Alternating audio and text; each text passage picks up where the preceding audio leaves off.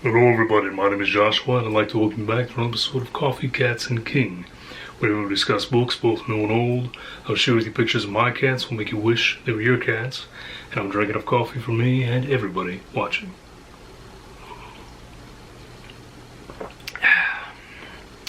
The mug is a new one today. It's a little too bright in here, so I guess you're not. There we go. We're halfway into September, so I feel like it is plenty late in the year for me to be using Halloween mugs. Your thoughts? We have not been in this format for a while. My last few videos have been the Sunday Scaries horror movie reviews that I was doing with Paige. I do not have one for you this week due to some technical difficulties, but we'll be back with a great one next week. What I have not done in a while though is actually talk about books. So I'm here today just to do a quick catch up with you folks, show you just the last 3 or 4 books that I read that I really loved, and then catch you up on the books that I'm reading now and that I intend to read in the rest of September. Again, I always say it, but there are some changes coming that I'm hoping will allow me to be on here regularly and actually keep up these things. I just don't know when that is going to take place, so just bear with me in the meantime. But I appreciate all of you that are still watching the videos, still commenting. I love this community. It's such a welcoming, wonderful community, and I'm very, very proud to be part of it. So let's go on and get into these last few books that I read that I really loved. Now I'm only going to talk about a few physical books right now. There are some others that I will be coming on to talk about, both physical and an ebook format, that I want to do dedicated videos on, but like I said, this is just going to be a little catch up. So the first one I want to talk about here is William Harwood with The Willows in Winter. This is actually a follow-up to Kenneth Graham's The Wind in the Willows, and obviously not by the same author, but I can tell you that if you enjoy The Wind in the Willows, you will very much enjoy The Willows in Winter. And in addition to that, this author wrote a few other books within this world that I intend to pick up. I think he did a fantastic job. Sometimes when another author jumps in to write in someone else's world, it just comes off feeling like a pale imitation, and I don't think this is the case with The Willows in Winter. I think that Mr. Harwood actually did a fantastic job of matching the original pacing of the book and just the overall feel of the book. So again, if you're a fan of the original, then these are really worth picking up. I really love this one. I will be picking up the others. And Troy has informed me that that author has a fantasy series, actually, that follows a group of moles, but in a fantasy setting. So that really intrigues me, but overall very satisfying to jump back into the world of the Willows. The next two go together.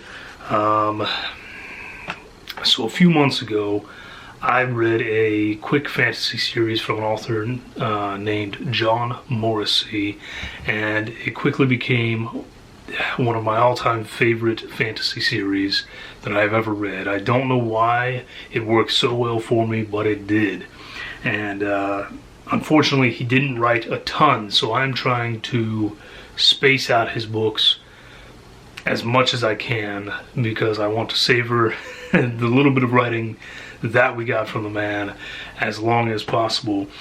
He did have another fantasy series that is a humorous fantasy series, so I've started that. The first book is A Voice for Princess. This is about Kedrigern. He is a rather youthful wizard at merely 160 years old or so. He's known as a bit of a curmudgeon, and he ultimately decides, I think it's time for me to take a wife so that I can start settling down because I have a lot of wizarding years ahead of me, and it would be nice to have just one companion so that I don't have to deal with all those other aggravating people. So he goes looking for a wife, for a princess if possible, and lots of shenanigans and hilarious antics happen. This was a fantastic book. If you are a fan of Terry Pratchett, you'll love it. If you're a fan of humor in your fantasy whatsoever, you'll love it.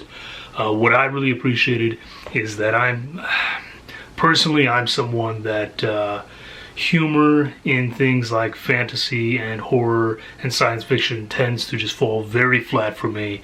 But in these, I very much appreciated that it wasn't just silly, stupid humor. There was a lot of intelligence to the humor, I felt like. And at the same time, it was telling a very compelling story. So I really loved it. I knew that was pretty much what I was going to get from John Morrissey, but I was still a little afraid to jump in, honestly, because I didn't want him to let me down after his other fantasy series just blowing me away like it did. So this was really fantastic.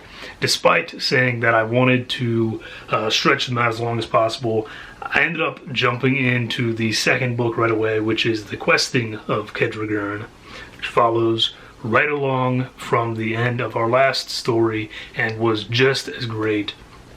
I can already tell that this series is going to be fantastic and I'm going to love every book.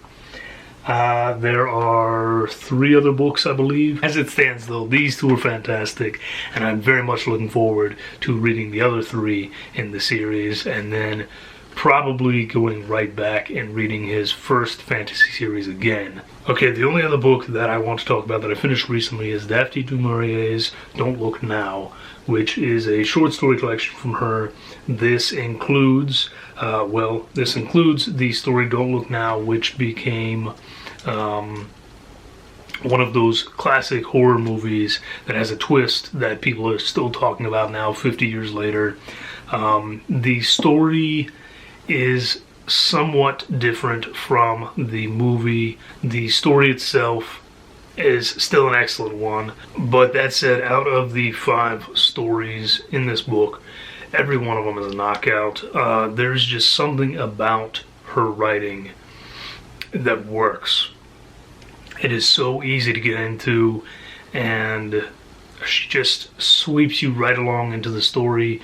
And occasionally, when the big twist or thing happens, or when something starts to take a turn for the worst, you don't even realize it at first because you're just so caught up in the simplistic yet elegant manner in which she writes. You know, everyone talks about Rebecca, but I'm here to tell you, if you are not reading her short stories, then you're missing out. So this was another 5-star. And I was kind of spoiled because I got all those back to back. So the next few books I read didn't work out so well for me. But we're not going to get into that. We're not going to talk about those right now. I just wanted to briefly mention those, and then I'm going to catch you up on what I'm reading right now. So the ebook that I'm starting today actually is Space Person by Catherine Kuo. This is about 2 women who are sent on a mission basically to try to find life-saving resources for the colonists that are left on Mars. At this point, humanity has already lost its hold on Earth. Earth is a done deal. There's nothing there left for us. So we've moved to Mars, and hey, guess what? We're kind of ruining Mars too. So these 2 are out on their own. They are hunting for resources. They find this planet that seems to have everything they could possibly need, and it seems just too good to be true, you know? So they go there with the crew, they start mining for resources, and crew members start getting sick with some sort of strange and disturbing illness, and we kind of go from there.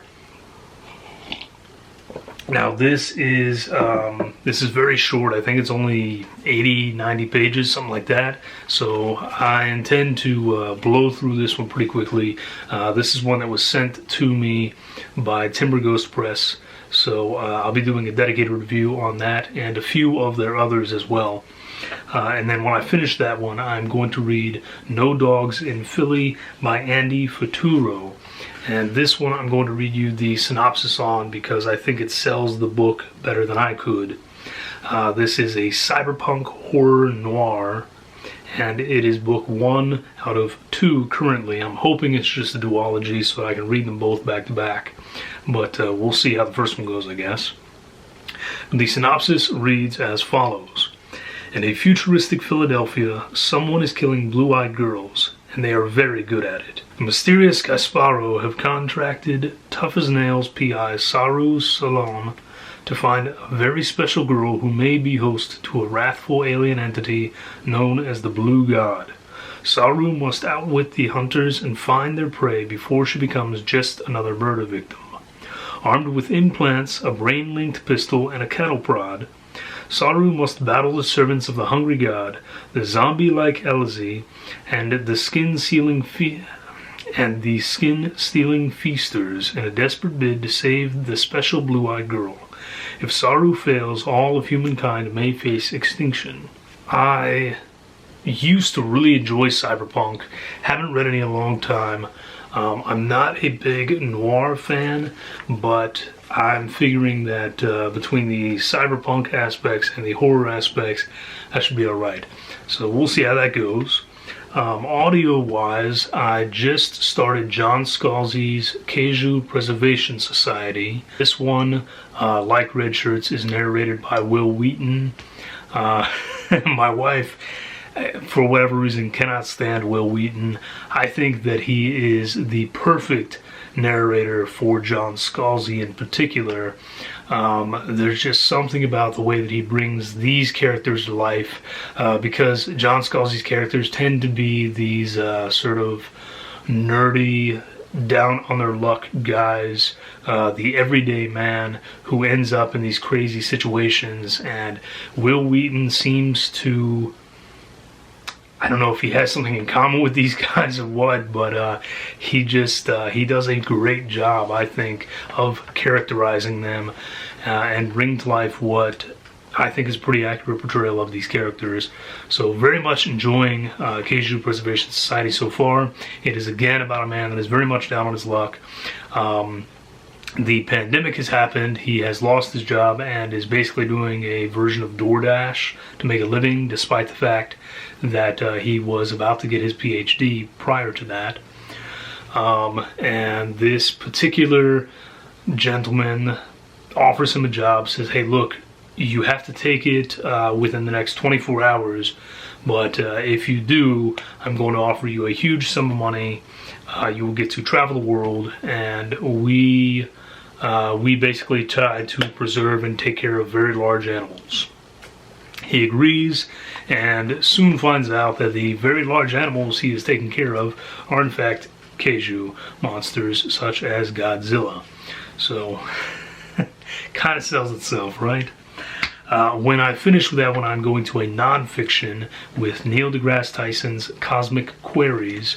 This is another of his excellent explanations, if you will, of the world we live in, how we came about, why we came about, and what our purpose is here in the universe. This man is an absolute genius. I feel like the majority of us don't know enough about the world and the universe that we live in.